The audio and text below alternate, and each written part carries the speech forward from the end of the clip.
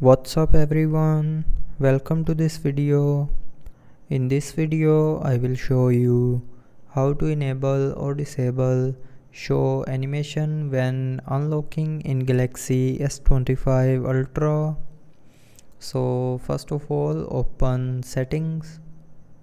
Now in settings, scroll down and here click on security and privacy.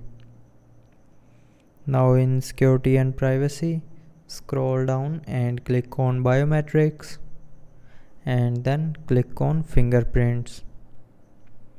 Now enter your lock screen pin, password or pattern, and after that here you will see a show animation when unlocking button. So if you want to disable show animation when unlocking, then turn off this button. And if you want to enable show animation when unlocking, then tap on this button again to turn it back on.